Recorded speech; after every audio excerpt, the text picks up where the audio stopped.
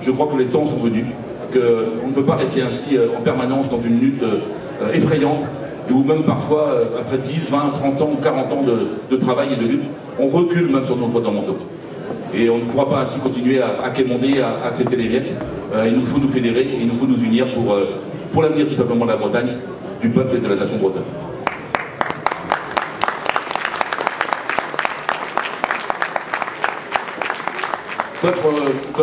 D'autres ont tracé le chemin.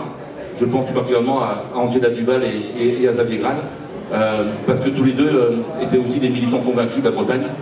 Ils ont consacré leur vie à ce témoignage, à cette capacité à pouvoir transmettre un message par la plus belle forme qui puisse exister, celui de la poésie.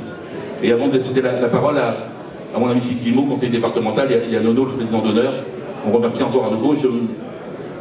Je me permets, parce que c'est ainsi, de pouvoir vous lire un extrait d'un poème que vous connaissez, de Xavier Graal, parce qu'à un moment ou à un autre, dans une histoire personnelle, on est toujours rappelé par quelque chose.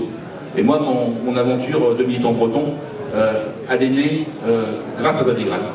Je crois qu'il y a une revue qui s'appelle Breton, que vous connaissez, qui témoigne tous les mois de le jour où vous êtes senti breton.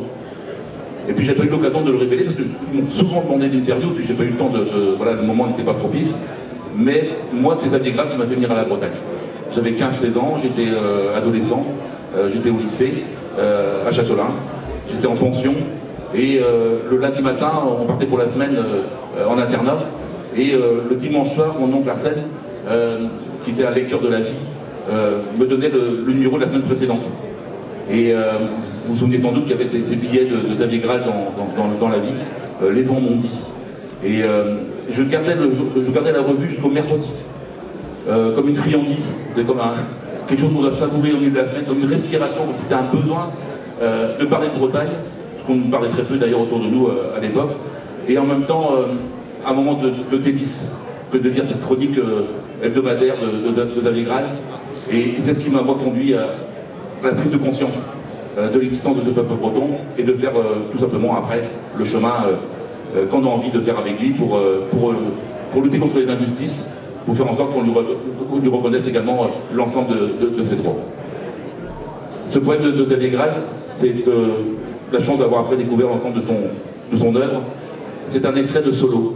Et voilà, parce que sans doute on est dans une matinée extrêmement agréable déjà, on sait que le festival va bien se dérouler, qu'on a envie d'avoir peut-être ces phrases en tête pendant ces 2 jours, parce qu'elles sont apaisantes, et en même temps elles sont tellement révélatrices de ce que nous sommes ici en Bretagne. Seigneur Dieu, à mes frères et amis, aux femmes que j'ai aimées, à tous ceux que mon cœur a croisés, avant que d'entrer dans les ténèbres, transmettez, je vous prie, mon espérance testamentaire.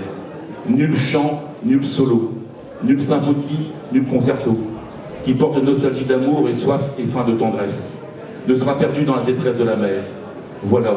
Et puis, encore ceci, par la dernière larme, par l'ultime halelement, par le dernier frémissement, par le moineau qui s'envole, par le jet sur la branche, par la dernière chanson, par la joie dans la grange, par le vent qui se lève, par le matin qui vient, tout simplement. Je vous rends grâce d'avoir été dans le bondissement incroyable de votre création et misérable. Oui, tout simplement, un être humain, parmi les milliards et les milliards de vos créatures, à présent que les feuilles et les mains de toute nature me closent les yeux, mais Seigneur Dieu, comme la vie était jolie en ma Bretagne bleue.